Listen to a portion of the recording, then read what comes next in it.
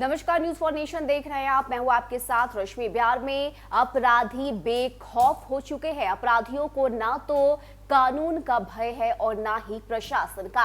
खासकर अगर हम राजधानी पटना की बात करें तो पटना में लगातार हत्या के कई सारे मामले इन दिनों देखने को मिल रहे हैं। ऐसे में एक और बड़ी खबर पटना सिटी से सामने आई है, जहां पर अपराधियों ने पुलिस को एक और बड़ी चुनौती दी है और घर से बाहर ही युवक को एक दो नहीं बल्कि बैक टू बैक 4 गोली अपराधियों की तरफ से चलाई गई, जिसके बाद मौके पर ही इस युवक की मौत हो गई है। तो बता दें कि अपराधियों की तरफ से लगातार बिहार में इस तरह से हत्या की घटनाओं को अंजाम दिया जा रहा है। इसी कड़ी में बड़ी खबर पटना सिटी से निकलकर सामने आ रही है। पूरी डिटेल्स आपको देते हैं कि किस तरह से अपराधियों की तरफ से ये कदम उठाया गया और आखिर अब पटना सिटी के किस इलाके में इस बड़ी वारदात को अंजाम दिया गया है। बता दें कि राजधानी पटना का पटना सिटी इलाका हत्या लूट के लिए अपराधियों के फेवरेट स्थान में से एक बन चुका है। यहाँ अपराधियों का दुस्साहस लगातार बढ़ता जा रहा है। लगातार अपराधी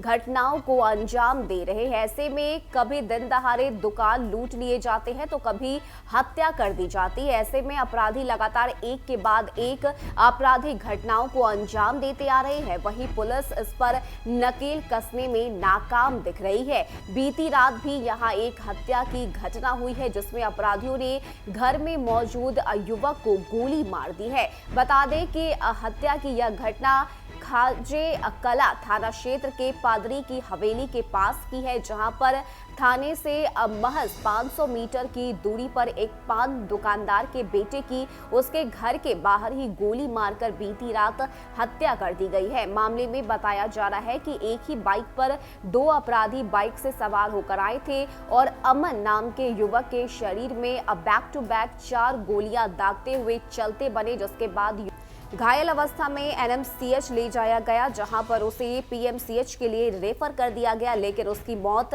रास्ते में ही हो गई। पुलिस को जैसे ही इस मामले की सूचना मिली, वैसे ही पुलिस घटनास्थल के लिए रवाना हो गई, जहां पर पुलिस पहुंचकर मामले की छानबीन में लगी हुई है। ऐसे में शुरुआती जांच में जो जानकारी सामने आई है, उसमें सिटी डीएसपी अमित शरण ने कहा है कि कैमरे को लेकर शायद कुछ विवाद की बातें सामने आ रही थी और उसी को लेकर अपराधियों ने घटना को अंजाम दिया है। फिलहाल अभी पुलिस और भी कई बिंदुओं पर जांच कर रही है। वहीं कुछ और भी हत्या के कारण बताए जा रहे हैं। ऐसे में अपराधी मौके वारदात से फरार बताए जा रहे हैं। पुलिस लगातार मामले की छानबीन में लगी हुई है, लेकिन सबसे बड़ी बात यह है कि पटना सिटी में अगर हाल के दिनों में देखा जाए तो व्यवसायियों सहित अन्य लोगों को अपराधियों ने कई बार गोली मारी है, उन्हें अपना निशाना बनाया है, जिसमें कई लोगों की जो मौके पे है वो मौत भी हुई है। ऐसे में लगातार जो आपराधिक घटनाएं हैं वो बिहार में बढ़ती ही जा रही है। खासकर अगर हम पटना सिटी की बात करें तो पटना सिटी में